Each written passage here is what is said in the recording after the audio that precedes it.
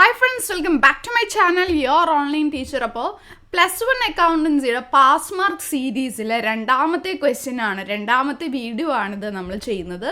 4 മാർക്കിൻ്റെ വരാൻ സാധ്യതയുള്ള 99.999% ചാൻസ് ഉള്ള ക്വസ്റ്റ്യൻ, പ്രോബ്ലം ക്വസ്റ്റ്യൻ, അതൊന്നും ഇതുവരെ അക്കൗണ്ടൻസി പഠിക്കാത്ത ഏതൊരു കുട്ടിക്കും എഴുതാൻ പറ്റുന്ന രീതിയിൽ ഈ പ്രോബ്ലം നിങ്ങൾക്ക് പറഞ്ഞു തരാൻ വേണ്ടിയിട്ട് പോവുകയാണ്. അപ്പോൾ ആ ഒരു വീഡിയോയിലേക്ക് കടക്കുന്നതിന് മുന്നേ ആയിട്ട് നമ്മുടെ ഗിവ് അവേ പറ്റിയിട്ട് നിങ്ങളിൽ അറിയാത്തവർ കുറേ പേരുണ്ട്. +1 +2 നമ്മൾ ഓൺലൈനായിട്ട് ഗൂഗിൾ മീറ്റ് ലൈവും റെക്കോർഡഡ് ക്ലാസ്സും അൺലിമിറ്റഡ് ഡൗട്ട് ക്ലിയറൻസസും എല്ലാം വെച്ച് കൊടുക്കുന്ന നമ്മുടെ ഓൺലൈൻ ക്ലാസ്സസ് നിങ്ങൾക്ക് ഫ്രീ ആയിട്ട് കിട്ടാനുള്ള ഒരു ചാൻസ് ആണ് ഈ ഒരു ഗിവ് അവേ.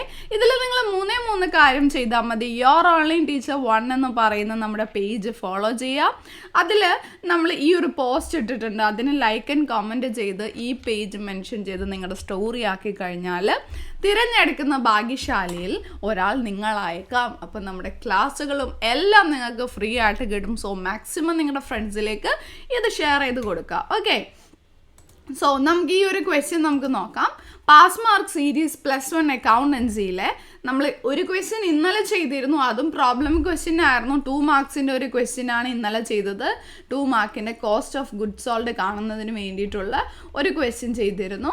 ഇവിടെ നമ്മൾ ചെയ്യുന്നത് 4 മാർക്കിൻ്റെ ഒരു പ്രോബ്ലമാണ്, നിർബന്ധമായിട്ടും പഠിച്ചിരിക്കണം. ക്വസ്റ്റ്യൻ നമുക്ക് നോക്കാം. ഇതാണ്, prepare trial balance from the following ledger balances.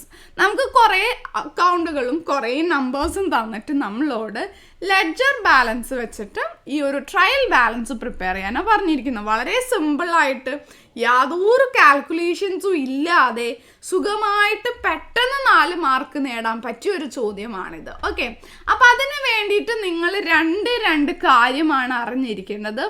ഒന്ന്, അസറ്റ് ആണെന്നുണ്ടെങ്കിലും എക്സ്പെൻസ് ആണെന്നുണ്ടെങ്കിലും അതിനെ എപ്പോഴും ഡെബിറ്റ് ചെയ്യണമെന്ന് ഓർക്കാം. ദെൻ ലയബിലിറ്റി ആണെന്നുണ്ടെങ്കിലും ക്യാപിറ്റൽ ആണെന്നുണ്ടെങ്കിലും ഇൻകം ആണെന്നുണ്ടെങ്കിലും അതിനെ എപ്പോഴും ക്രെഡിറ്റ് ചെയ്യണമെന്ന് ഓർക്കുക. അത്രയും മതി. നോക്കിയേ, ക്യാഷ് ഇൻ ഹാൻഡ് അസറ്റ് ആണല്ലോ, ഡെബിറ്റ് ചെയ്യുക. ഡെറ്റേഴ്സ് അസറ്റ് ആണല്ലോ, ഡെബിറ്റ് ചെയ്യുക. ബിൽസ് പേയബിൾ ലയബിലിറ്റി ആണല്ലോ, ക്രെഡിറ്റ് ചെയ്യുക. സ്റ്റോക്ക് അസറ്റ് ആണല്ലോ, ഡെബിറ്റ് ചെയ്യുക. മെഷീനറി അസറ്റ് ആണ്, ഡെബിറ്റ് ചെയ്യുക. സെയിൽസ് ഇൻകം ആണ്, ക്രെഡിറ്റ് ചെയ്യുക. പർച്ചേസ് എക്സ്പെൻസ് ആണ്, ഡെബിറ്റ് ചെയ്യുക. ക്യാപിറ്റൽ ക്രെഡിറ്റ് ചെയ്യുക. ഇത്രയും മാത്രം അറിഞ്ഞിരുന്നാൽ മതി. ഇനി എന്ത് ചെയ്യണം? ഇനി നമുക്കിവിടെ തന്നിട്ടുള്ള ഈ ഒരു അക്കൗണ്ടിലേക്ക് നമ്മൾ അത് ഓരോന്നായിട്ടും എടുത്തെഴുതാം. ക്യാപിറ്റൽ, അതുപോലെ തന്നെ cash in hand, debtors, bills payable, stock, machinery എന്ന് പറഞ്ഞിട്ട് നമ്മൾ അതങ്ങനെ ഓരോന്നും ഇവിടേക്ക് എടുത്തെഴുതാം. എന്നിട്ട് ഡെബിറ്റിൻ്റെ കോളത്തിൽ എമൗണ്ട് എഴുതാം. നമുക്ക് നോക്കാം. ഓക്കെ, നോക്കാം. ക്യാഷ് ഇൻ ഹാൻഡ് ഡെബിറ്റാണ് നമ്മൾ പറഞ്ഞത്. സോ ഡെബിറ്റിൽ നമ്മൾ 5000 എഴുതി.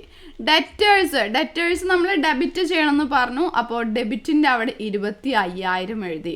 ദെൻ ബിൽസ് പേയബിൾ ക്രെഡിറ്റ് ആണ് ചെയ്യേണ്ടത്, കാരണം അതൊരു ലയബിലിറ്റി ആണ്. അപ്പോൾ ക്രെഡിറ്റ് സൈഡിൽ അതിൻ്റെ 10,000 എഴുതി.